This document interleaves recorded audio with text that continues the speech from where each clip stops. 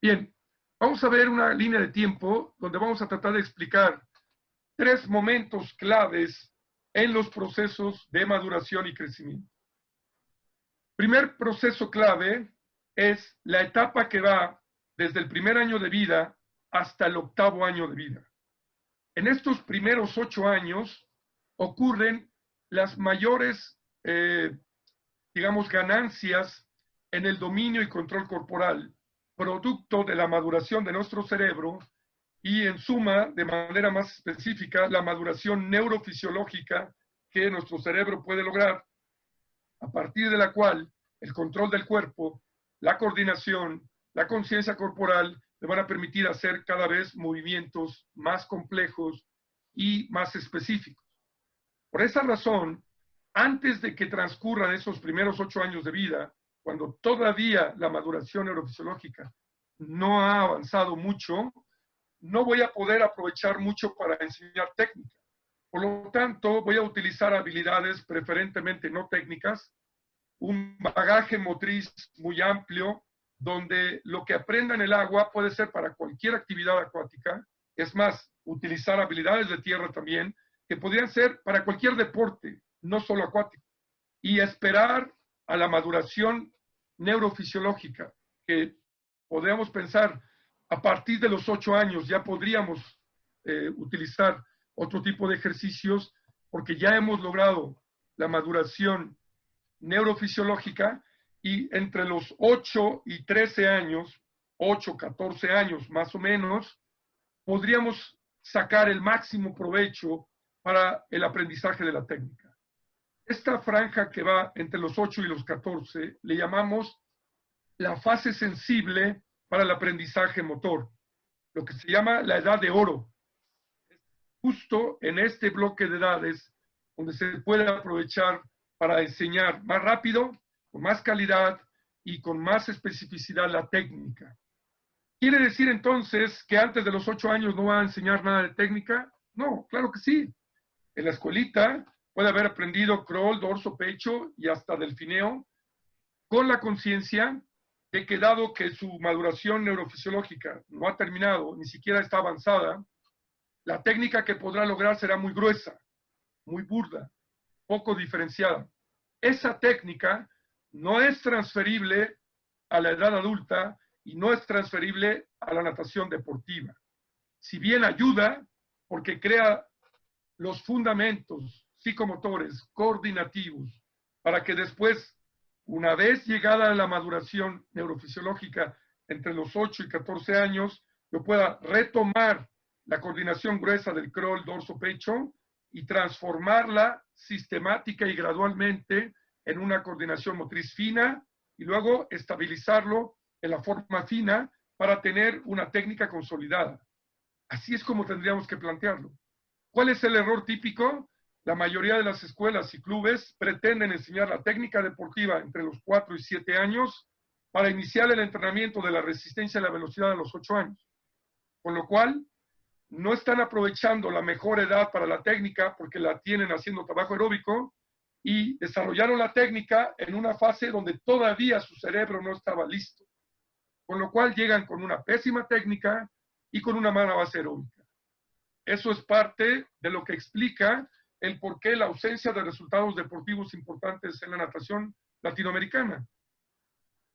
Bien, a partir de la pubertad, es decir, cuando han aparecido los caracteres sexuales secundarios, entiéndase, los caracteres sexuales secundarios son pico de crecimiento, pico en el peso corporal, aparición del vello axilar, vello púbico, cambio de la voz, la menarca en las niñas, espermarquia en los varones, es decir, todo esto que conocemos como caracteres sexuales secundarios. Esos son los que nos indican ya estamos en la pubertad. A partir de ahí podríamos esperar acentuar de manera más enfática, más dirigida, en mesociclos, en microciclos, los estímulos para la condición física, para el R1, para el R2, para el R3, para el trabajo láctico, para la fuerza. ¿Por qué? Porque ahí vamos a obtener mejores resultados, dado que el cuerpo tiene más madurez, tiene mucho más control corporal y los segmentos corporales han logrado una proporción mucho más adecuada para este tipo de ejercicios. Nuevamente, querer utilizar la etapa entre 8 y 12 años para estimular de manera enfática el R2, la fuerza, la resistencia láctica, es una mala estrategia porque agota reservas que vamos a necesitar a futuro y trata de estimularlos en una edad donde, dicho de una manera coloquial, la tierra no está lista porque no es el temporal, porque no es momento de sembrar, es momento de preparar la tierra. Nuevamente entender la diferencia cronológicamente entre varones y damas y o maduradores precoces y maduradores tardíos. Habrá algunos que puedan entrar a esa fase antes y habrá unos que puedan entrar a esa fase después. Por eso entendamos los datos de edad cronológica son solo referencias. Bien, llegando al punto de qué hago para garantizar que año con año mis nadadores puedan mejorar y tener más capacidad. Tengo que hacer una planificación estratégica y decir qué estímulos voy a agregar nuevos año con año. A los 8 años, en el agua, trabajamos básicamente técnica de rapidez. En tierra, coordinación, fuerza general. Muy poco kilometraje, 3 horas de entrenamiento en agua a la semana para 8 años, 2 horas en tierra, 3 competencias internas. Eso es lo que hago 8 años. ¿Qué vendrá como nuevo estímulo a los 9 años?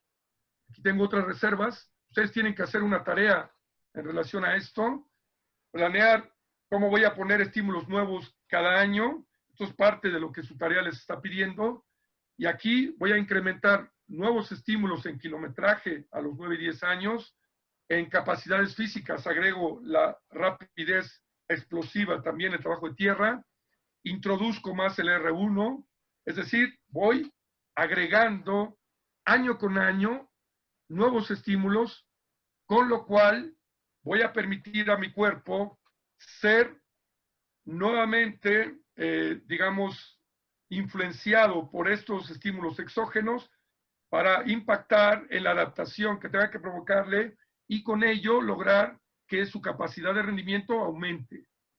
Es importante entender cómo la competencia la consideramos uno de los estímulos más importantes del entrenamiento. Y aquí es donde la mayoría de los entrenadores nos equivocamos. Hay entrenadores que dicen, yo entreno 3 días a la semana con mis niños, entrenamos muy poco, nada de trabajo láctico, yo los cuido mucho. Pero cada 8 días van a competencias donde los exponen a pruebas glucolíticas lácticas, donde la carga física y psicológica es muy alta. En ese sentido sería una gran contradicción, porque los llevo a exponerse a un esfuerzo de estrés metabólico y psicosocial muy alto, pero no los preparo para esto. Por eso, la competencia es parte del incremento estratégico que tiene que ser muy progresivo, muy cauteloso en número de pruebas, en número de eventos al año, en qué pruebas sí y qué pruebas no pueden dar, porque de ahí derivará la mayor parte del incremento de la carga. Entiéndase también que la competencia no solamente representa una enorme carga física, sino sobre todo psicosocial.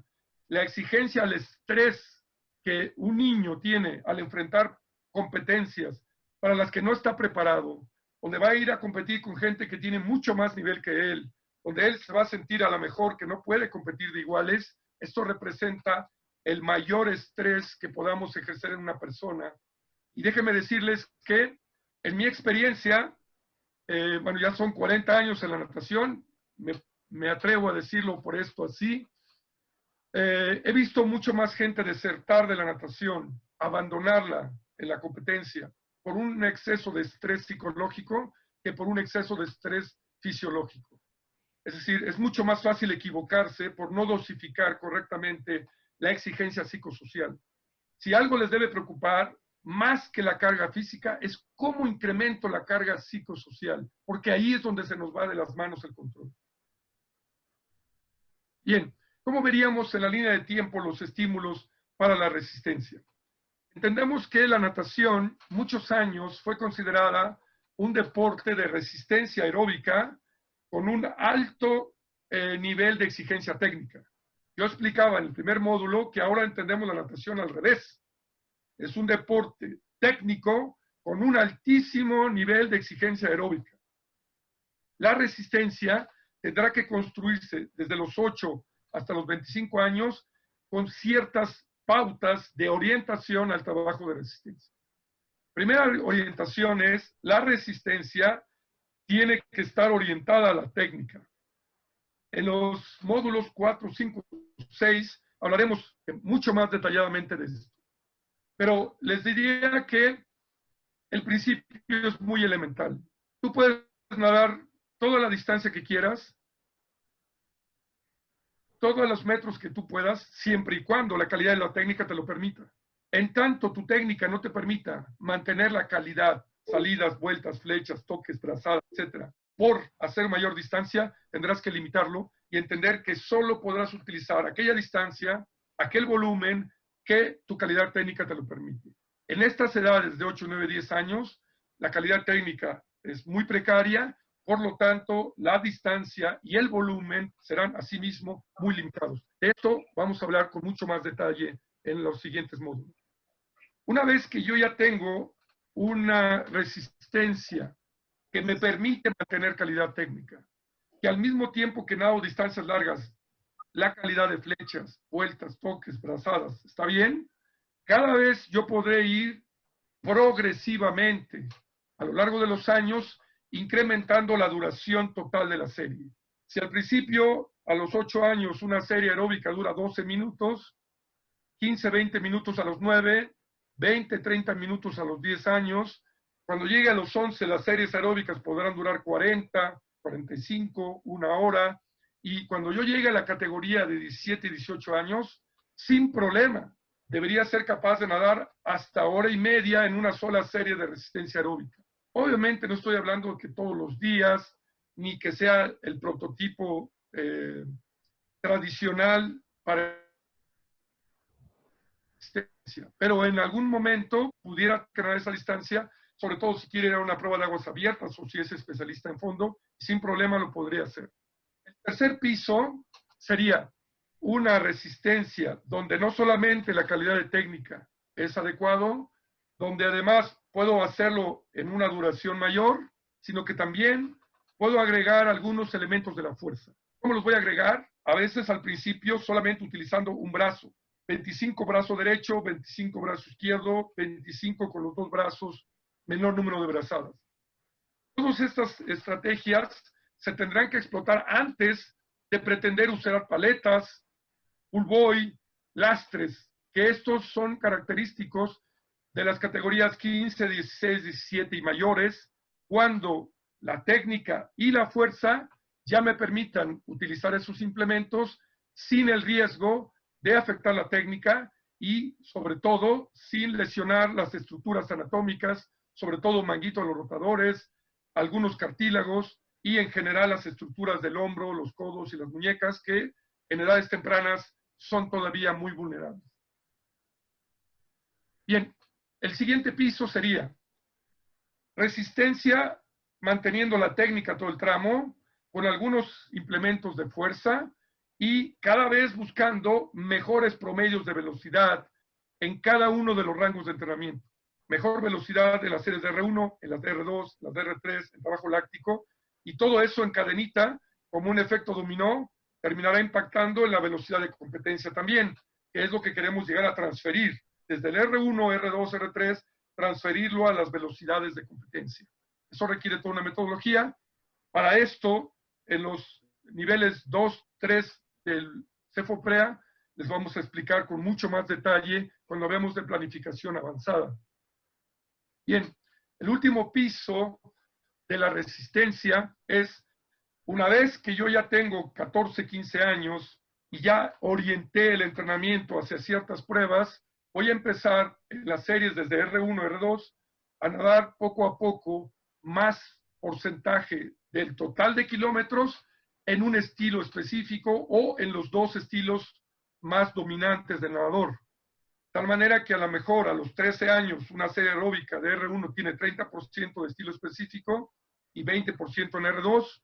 A los 15 años ese 30 se convirtió en 40 y ese 20 se convirtió en 30 en mi estilo específico en las distancias de resistencia, y poco a poco iré intentando nadar más metros en los rangos de desarrollo sobre el estilo específico, pero no en las edades tempranas donde todavía no tengo un estilo específico y donde el entrenamiento aeróbico es básicamente general.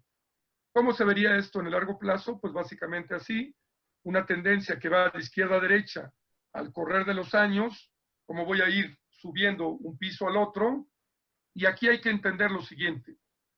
Cuando yo pongo el segundo piso que se llama duración, es decir, el volumen de serie no es 1000 sino 1500, no es 1500 sino 2000, ese segundo piso solo puede colocarse sobre el piso de abajo.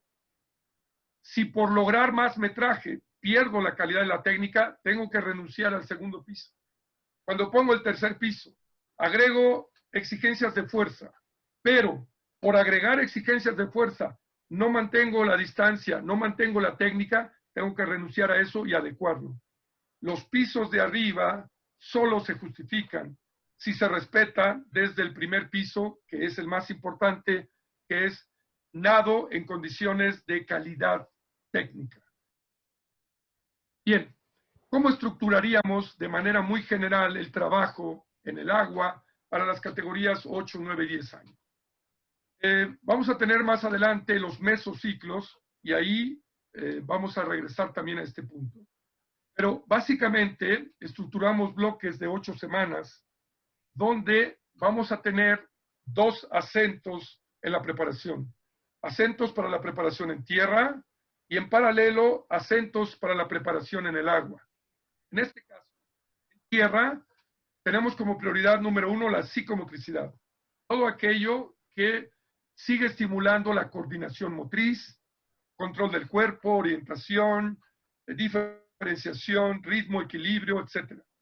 En ese trabajo lo vamos a enriquecer también con algunas actividades adoptadas de otros deportes. A estas actividades les llamamos actividades predeportivas.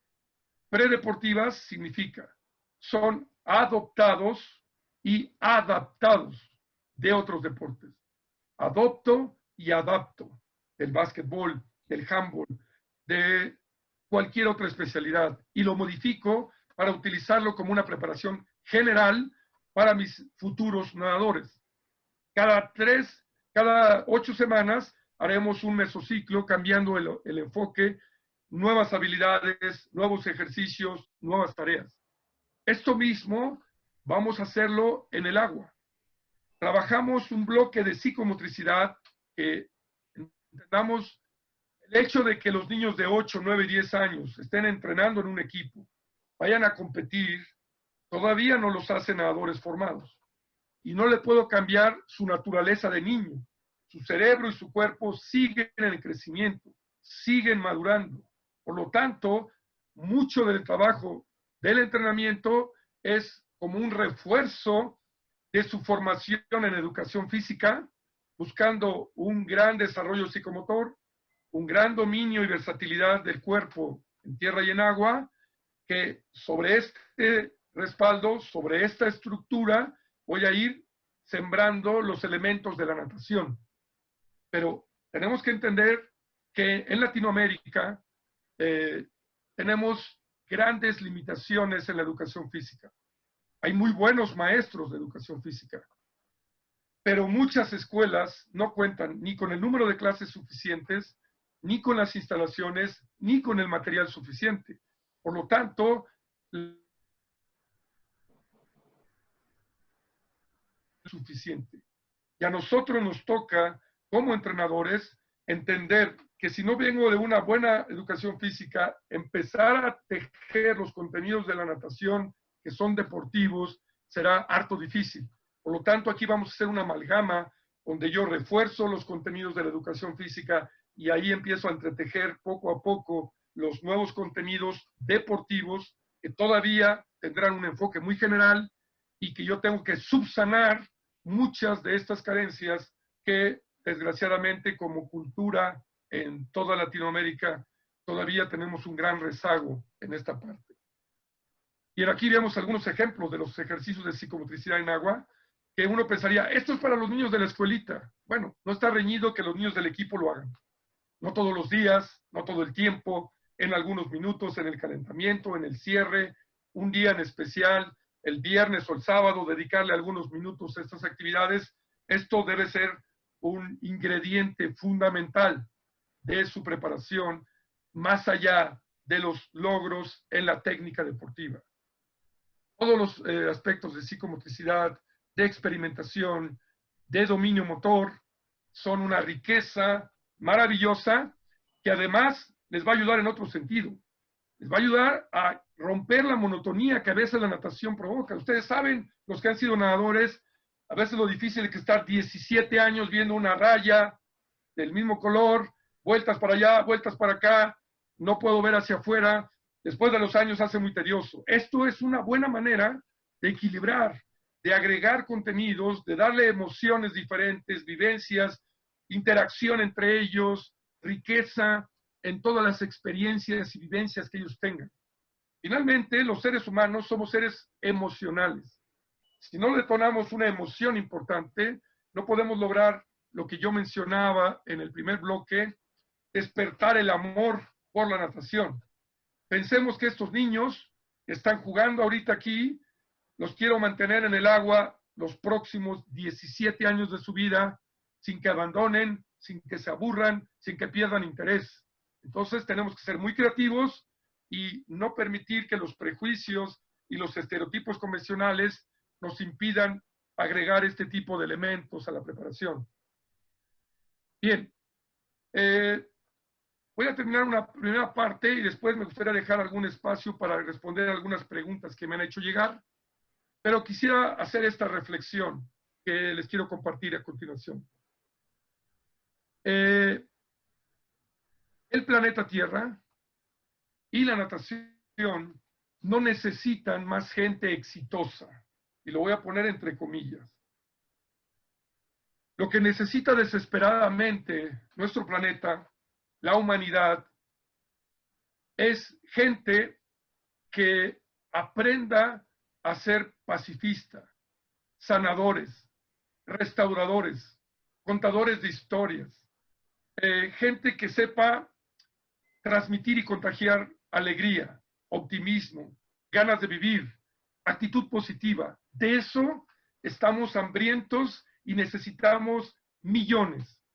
Y nosotros podemos contribuir a eso si no permitimos que el hambre de éxito nos enferme de un ego que no nos permita ver lo trascendental de la actividad que hacemos en formar personas con ese optimismo y con esa alegría de vivir. No permitan que el hambre de triunfo nos desvíe de este objetivo. Y desgraciadamente, mucha gente no entiende que el éxito, como lo definimos en la cultura, que lo definimos como dinero, poder, fama, ego, logros, medallas, tiene muy poco que ver con lo que realmente es la esencia de lo que el ser humano necesita del éxito. La palabra éxito no tiene un significado específico en lengua castellana. Éxito es un anglicismo que significa salir o terminar, concluir, exit, to exit, ¿no? La salida, el final. Si alguien te dice que tengas éxito, te está diciendo que termines. Tendríamos que ponerle un adjetivo calificativo, un buen éxito, un pronto éxito. Yo les diría, su éxito tiene que ser un éxito basado en valores. Ayudar a que con su acompañamiento, con su propuesta educativa, influyamos en todos estos jóvenes, estos niños que quieren el deporte, que lo aman y que por tanto van a poder aceptar muchas de las cosas que el deporte les propone para ayudarlos a que se conviertan en mejores personas, que tengan una mejor calidad de vida. Si nosotros logramos eso, créanme que ustedes como entrenadores han tenido la medalla más grande que un entrenador puede tener, que es haber aportado un granito de arena para que estas personas nos ayuden a cambiar el mundo que necesitamos. Pero bien, voy a avanzar un poco más para entrar en algunas de las preguntas que ustedes me hacían. Preguntaban si cuando entran a la parte deportiva ya tienen que tener un dominio total de los 4 estilos. Bueno, aquí vemos un esquema donde yo les muestro, venía yo comentando en los bloques anteriores. Cuando yo entro al entrenamiento, estoy hablando 8 años, y esto no lo digo yo, el empezar a los 8 años lo recomienda la Organización Mundial de la Salud, una organización que se llama Safe Children, una organización que se llama el Panatlón Internacional, Comité Olímpico Internacional, la FINA y el Congreso de Entrenadores y Pediatras Deportivos de la Unión Americana, que son instituciones muy serias que conocen mucho de la infancia y conocen mucho del deporte. Por lo tanto, tendríamos que escuchar esas voces. Se recomienda nunca antes de los 8 años empezar a competir y entrenar. Antes de esa edad, estar creando ese bagaje motriz con las 3 etapas que yo le llamaba primaria, secundaria y prepa. Tenemos primera etapa de la enseñanza, seguridad y confianza. Segunda etapa de la enseñanza, autonomía y exploración diversa del medio acuático. Tercera etapa de la enseñanza, dominio multiforme con toda la gama de actividades predeportivas, las cuales hemos adoptado y adaptado de otras actividades para enriquecer el desarrollo motriz. Una vez terminado eso, puedo entrar a la iniciación deportiva. A los 8 años voy a enfatizar el repaso de todas las habilidades natatorias básicas. Voy a repasar, porque aunque los haya aprendido en la escuelita, no las tengo suficientemente consolidadas ni suficientemente desarrolladas. Habilidades natatorias de flotación, sumersión, respiración, saltos, propulsión y flotación. Son las habilidades que tengo que consolidar. Las voy a tomar en un nivel más alto, con más exigencia, combinándolos con otras actividades o dentro de una dinámica de un circuito, de una actividad lúdica, de juegos motores. Voy a tomarlos para poder fortalecer estas actividades. En el primer año de entrenamiento voy a acentuar la técnica gruesa de crawl y dorso y voy a empezar la técnica fina de ambos estilos. En su momento tenemos todo un tema específicamente para entrarle a detalle a esta parte, pero entender que no lo voy a lograr en un solo año, sino a lo largo de los 3 primeros años voy a ir convirtiendo técnica gruesa, que sí traigo de la escuelita. Yo ya sé nadar crawl, pero en 10 metros, pero con muchas deficiencias. Pero cuando mis bracitos eran así, ahora tengo que aprender a usar estos brazos así, sacar más provecho a cada brazada, respirar correctamente, rotar más los hombros, que eso no lo había aprendido en la escuelita, porque ni mi cuerpo, ni mi maduración neuromotora me lo permitían. En el segundo año de entrenamiento, entiéndase 9 años para cumplir 10, voy a ir logrando crawl y dorso a un nivel estable, fino, estable, y el pecho de coordinación gruesa a coordinación fina, y al mismo tiempo voy a introducir la mariposa. Tercer año de entrenamiento, retomaré los elementos de la mariposa para llevarlos a una coordinación fina y luego estable. Voy a consolidar y repasar los 4 estilos para que los 4 tengan un nivel de calidad técnica al cumplir 11 años. Cuando yo entre a la pubertad, yo ya vengo armado con una excelente preparación de calidad técnica que me ha permitido aprovechar las edades prepuberales para que yo después, cuando llegue la pubertad, ya venga con ese arsenal de recursos. ¿Por qué es tan importante hacer esa tarea antes de la pubertad? ¿Qué va a ocurrir en la pubertad? Aparejado con la aparición de los caracteres sexuales secundarios, vendrá el pico de crecimiento. Voy a cambiar de estatura, de un año a otro mi cuerpo cambió 8 centímetros. Al siguiente año otros 6. En 2 años tengo 15 centímetros más, 10 centímetros más de brazos. Yo tengo que reaprender a utilizar ese cuerpo. Pero si yo hice la tarea en la etapa prepuberal, cuando mi cuerpo cambie, yo ya sé, dominé, integré neurofisiológicamente, neurocoordinativamente los elementos de la técnica y ahora me toca reaprender con el nuevo cuerpo que voy a estrenar cada 3, 4 meses. Si yo no he hecho la tarea de enseñar la técnica correctamente en la etapa prepuberal hasta los 10 años, cuando aparezca el pico de crecimiento, mis segmentos corporales cambien, querer enseñar y corregir técnica en un cuerpo que está cambiando cada 3 meses y que en mis proporciones ya no corresponden a mi fuerza, es muy difícil. Casi siempre esto nos hace perder años de entrenamiento y años de rendimiento. Muchos nadadores no sobreviven a este proceso porque hay tal frustración al sentir que me piden que estire más los brazos, que rote más, pero yo ni logro entender mi cuerpo. Como no tengo una buena formación técnica previa en la etapa prepuberal, integrar todos los elementos de la técnica justo cuando estoy cambiando mi cuerpo es una tarea muy difícil y créanme, muy frustrante, tanto para ustedes como entrenadores, como para sus nadadores. Derivado de eso, muchas veces se provoca una deserción prematura porque es muy desesperante dar mi mejor esfuerzo, cumplir con todo lo que me dice el entrenador y aún así no ser capaz de lograr las exigencias que me están pidiendo ahí.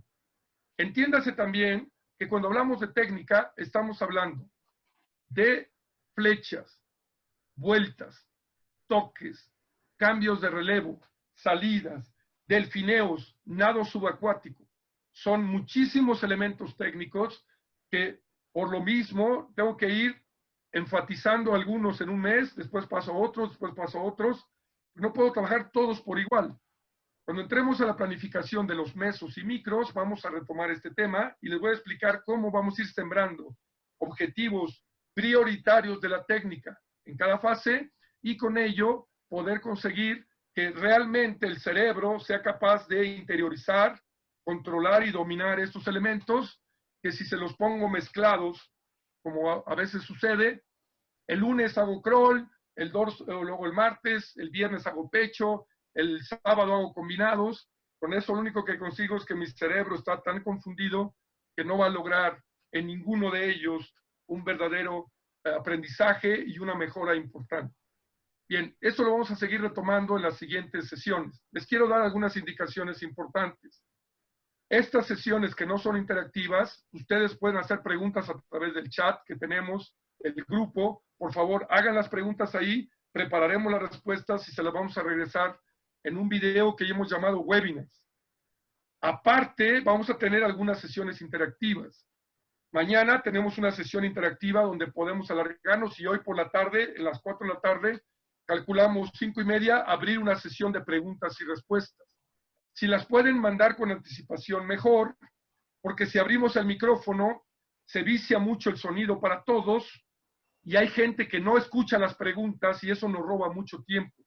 Para optimizar tiempo, mándenlas con anticipación al chat, las preparamos. Cuando venga la sesión de respuestas en la tarde, me voy a poner a responder cada una de ellas y así vamos a ganarle a la calidad del tiempo de transmisión que si lo abrimos a los micrófonos indiscriminadamente, nos empieza a causar problemas de audición para todos. Recuerden dar clic en esta parte de aquí cuando estén en el programa de YouTube, en nuestro canal, para poder descargar todo lo que hemos colocado en la plataforma de CEFU-PREA, donde vienen manuales, presentaciones. Aquí estamos viendo algunas de las diapositivas, pues ustedes van a tener todas las diapositivas completas y revisen el cronograma de tareas que ustedes tienen que preparar para que podamos ir en tiempo y forma cumpliendo con los requisitos que al final les permiten acreditar este módulo y que al acreditar los 3 módulos también les puede permitir obtener su certificación. Les agradezco mucho su atención. Nos conectamos nuevamente a las 4 de la tarde y todas las preguntas vía chat. Muchas gracias y nos vemos un poco más tarde. Gracias a todos.